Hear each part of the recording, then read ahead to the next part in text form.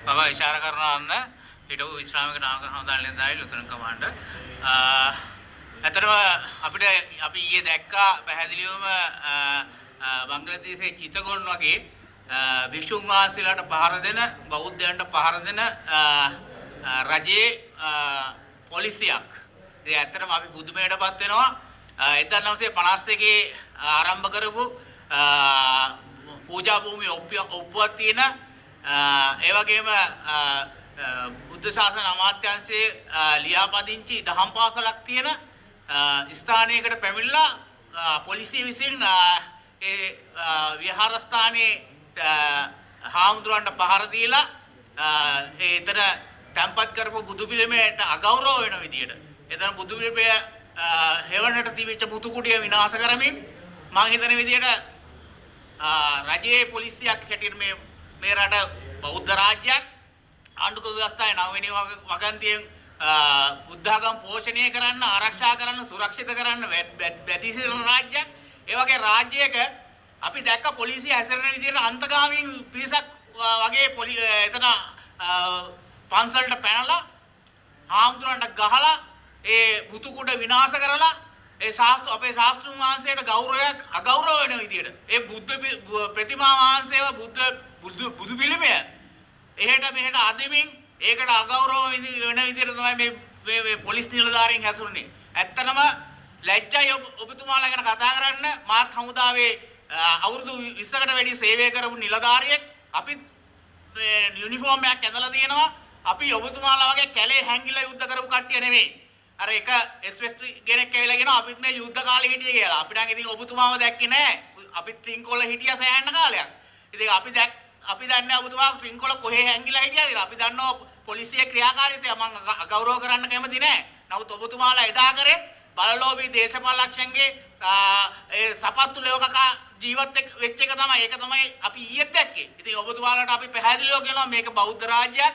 ඔබතුමාලා අඩුම ගානේ ආණ්ඩුක ව්‍යවස්ථාවත් ආරක්ෂා කරන්න කටයුතු කරන්න. ඉතින් අපිට බොහොම හිත වේදනයි. මොකද අපි බෞද්ධයෝ හැටියට අපි කවදාකවත් බලාපොරොත්තු වෙච්ච නැති දෙයක්. මොකද අපි මේක අනවසර ඉදිකිරීමක් කියමු. නමුත් ඒක ක්‍රියාමාර්ග ගොඩක් ගන්න දිනුනා. මහානායක ස්වාමින් වහන්සේලා ඉන්නවා.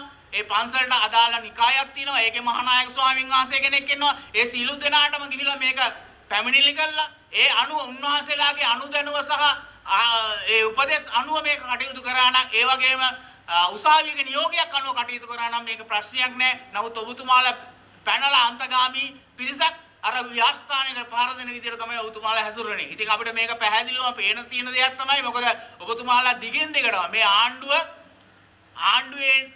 ක්‍රියාකාරීත්වය මේ ආණ්ඩුව ලබා දුන්න පොරොන්දු දිගින් දිගටම අසමර්ථ වීගෙන යනවා. ගොවිය පාරට බැහැලා, වෛද්‍යවරු පාරට බැහැලා, ගුරුවරු පාරට බැහැලා ඒ සියලු දෙනාම පාරට බැහැලා ඉන්න වෙලාවේ මේ රට අරාජික තත්යකට පත් වේදෝ කියන ඒ කියන්නේ ඔබතුමාගේ අසමර්ථකම දිගින් දිගට පෙනේදෝ කියන මතය නිසා ඔබතුමාලා මේක කෘතිමව නිර්මාණය කරපු එකක් හැටියට පේන්න දෙන්නේ. මොකද මේ වගේ දේවල් ඇති කරලා මිනිස්සු පාරට දාලා මිනිස්සුගේ වේදනාව අවුස්සලා ඔබතුමාලා මේ මිලිටරි පොලිසිය මිලිටරි එක හමුදාව එළියට දාලා මේ මිනිස්සු පාලනය කරන කුමන්ත්‍රණයක් කියන එක තමයි අපිට දැන් පැහැදිලි වෙලා තියෙන්නේ.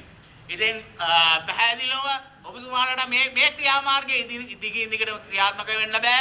ඒ නිසා අපි ඔබතුමාලගෙන් ඉල්ලන්නේ සියලුම සබුද්ධික ජනතාවගෙන්, දේශමාමක, ජාතිමාමක, රටට ආදරේ සියලුම ජනතාවගෙන් ඉල්ලන්නේ මම හිතන්නේ ඔබලා සියලුනාම බෞතරයක් ඡන්දෙ දීලා තමයි මේ ආණ්ඩුව පත් කරගත්තේ. නමුත් බෞතරයක් ඡන්දෙ දුන්නේ මේවට නෙවෙයි. ඒ නිසා බෞතරයක් දැන් ඒවට විරුද්ධයි. ඒ නිසා සබුද්ධික සියලුම ජනතාවට අපි ආරාධනා කරනවා මේ කරන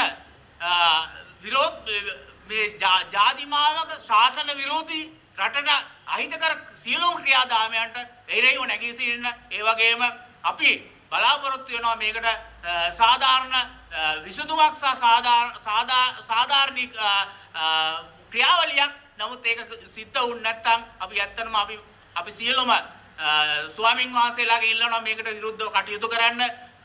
නමුත් අපි දන්නවා සාත් ස්වාමින් වහන්සේලා වගේක් ඉන්නවා මේ ආණ්ඩුවට කත්පදින වකුමුල්ලේ උදිත නායක හාමුදුරුවෝ වගේ හැමදේම හොඳයි කියන. ඉතින් මං හිතන්නේ ඔබ වහන්සේත් මේ අපේ ශාස්ත්‍රුන් වහන්සේට පින් සිද්ධ වෙන්න තමයි දාන ටික වළඳලා චීවර පිණ්ඩපාත ඒ ටික ලබා ගන්න. ඉතින් අඩුම් ගානේ ශාස්ත්‍රුන් වහන්සේටවත් ගරු කළා මේකට විරුද්ධව හඬාවදි කරන්නයි කියලා ඉල්ලමින් මම නිහඬ වෙනවා බොහොම ස්තුතියි. හරියට